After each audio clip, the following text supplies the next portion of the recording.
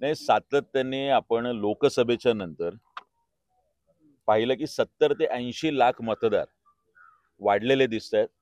स्वतः निवडणूक आयोग म्हणतोय की विधानसभेला दुपारी 4च्या नंतर 60 ते 70 लाख मतदारांनी मतदान केलं. ही बाब वेगळी आहे की राजसाहेब म्हणजे त्या पद्धतीने त्याचे सीसीटीव्ही फुटेज द्यायला मात्र निवडणूक आयोग नकार देतोय. काल परवा आम्ही बेलापूरचे जे मतदारसंघाचे निवडणूक निर्णय अधिकारी आहेत त्यांना एक माहितीच्या अधिकाऱ्यांनी माहिती मागितली की ज्यांनी ज्यांनी मतदान केलंय त्यांची चिन्हांकित केलेली यादी असते निवडणूक आयोगात, ती द्यावी. अजून ती यादी दिलेली नाही. मागच्या वर्षी बेलापूर विधानसभेत 15,000 बोगस आणि 18,000 दुबार मतदार असल्याची माहिती आम्ही दिली, पुरावे दिले. निवडणूक आयोग त्याच्यावर काही कारवाई करत नाही. सुलभ शौचालय हा राहण्याचा पत्ता आहे. नवी मुंबई महानगरपालिका आयुक्तांचं निवास याच्यावरती 250 मतदार आहे.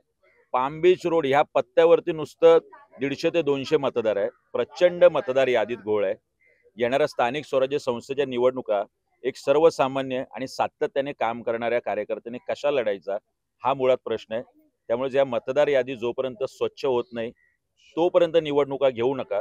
आणि या खोट्या मतदार यादी विरोधातल्या हा 1 तारखेचा मोर्चा आहे.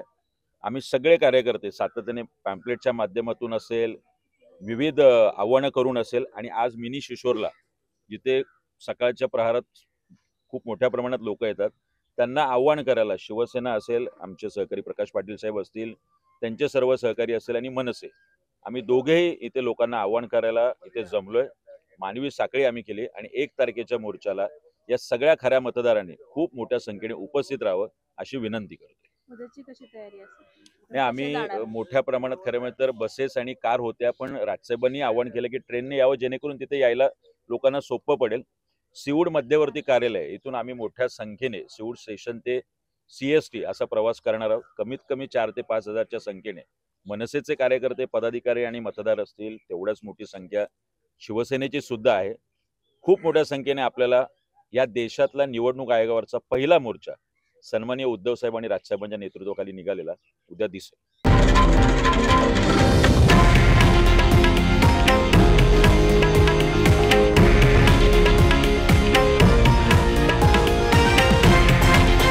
हे आहे देशातील नंबर 1 न्यूज नेटवर्क आणि आपण पाहत आहात TV9 मराठी, एकमेव.